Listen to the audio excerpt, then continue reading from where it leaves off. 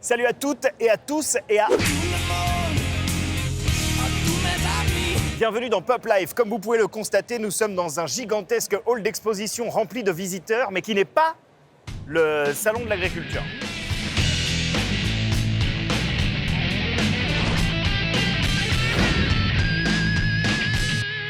Ce week-end se déroulait la nouvelle édition du Comic Con de Paris et nous y étions. Enfin, on y est là, mais quand vous verrez la vidéo, on y était.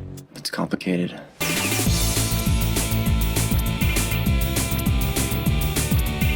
Vendredi, programme chargé, on retrouve Brian Azzarello et Lee Bermejo. L'auteur et le dessinateur connaissent bien l'univers de Gotham et y apportent à nouveau leur touche unique avec un Batman Damned très surprenant. We don't like to repeat ourselves. I like the idea of being able to keep the reader guessing a little bit and do things that can kind of throw them off guard in the hopes that that involves them more in the story. They kind of have to be very into it. This was the first book of Black Label. Yep. The first mature readers Batman story. So it was a launch and it was, okay, let's really do something to set this apart. Batman Damned est tellement différent que DC Comics sabote un peu sa publication pour une sombre histoire de Bruce Wayne à poil qui fait scandale. À présent, l'intégrale des 3 numéros est disponible en VF chez Urban Comics.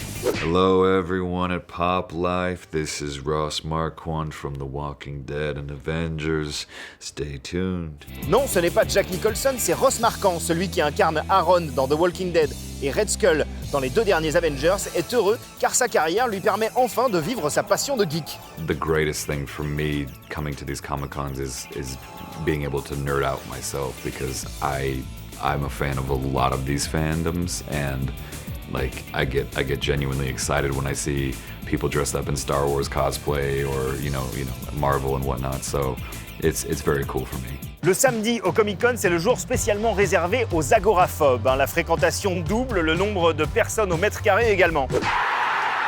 Mais vous me connaissez, quand il s'agit d'aller parler à un mec qui fabrique des jouets, rien ne m'arrête, et surtout pas une foule de geeks.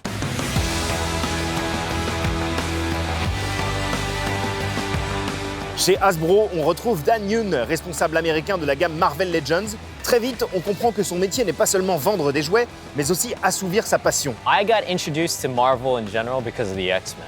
And so when I was a kid, I used to watch the 90s animation show. From that, I started reading the comic books too.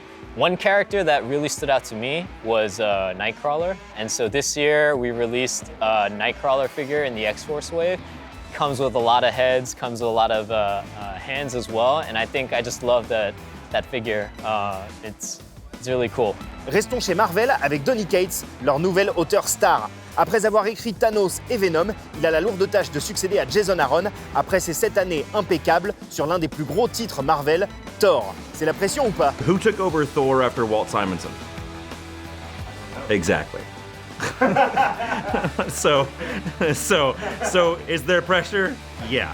On vous reparlera très bientôt du Thor de Donny Cates, mais comme on est au Comic Con Paris, forcément, on a voulu savoir comment il était tombé dans la culture geek. It was like the 90s explosion of Spawn and Savage Dragon at the same time. I mean, I'm just a fucking sucker for all the 90s X-Men and 90s Spider-Man, all that kind of stuff.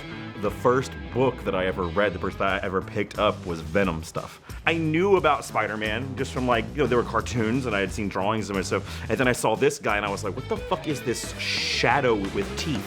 You know, and it was so cool to me. Et ben voilà, on est déjà dimanche, comme quoi le temps file quand on s'amuse. Hier soir a eu lieu la finale des French Championships of Cosplay par MCM. Il est grand temps de débriefer.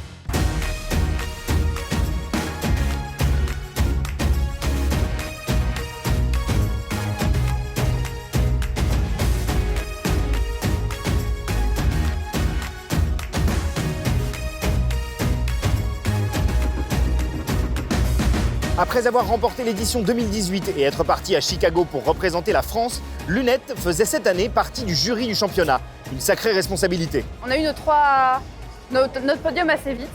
Et après, on a dû dire qui on met en premier, qui on met en deuxième, qui on met en troisième. C'est Lagertha du coup de Viking qui a remporté. Et elle a essayé de faire comme les Vikings à l'époque en fait. Elle a mis du vrai métal, du vrai bois, des matières qui étaient en raccord avec l'époque, du coup pas de tissu synthétique, pas de ce genre de choses. Et le rendu global était très bon. Ça m'a fait remonter beaucoup de souvenirs et beaucoup de ce sentiment de famille qu'il y a là-bas. Ce souvenir de lunettes, il est figé dans le temps par le documentaire Ready Cosplayer One, diffusé en avant-première dans la grande salle du Comic-Con.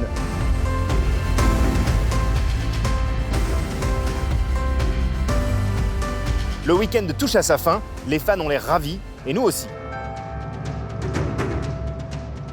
2019 nous aura offert un Comic-Con Paris riche et prouvant une fois de plus la santé éclatante de la pop culture et son attrait en France. Maintenant, c'est pas tout, je vais vous laisser parce que j'ai retrouvé 20 € dans ma poche et ils vont pas se dépenser tout seuls, si vous voyez ce que je veux dire.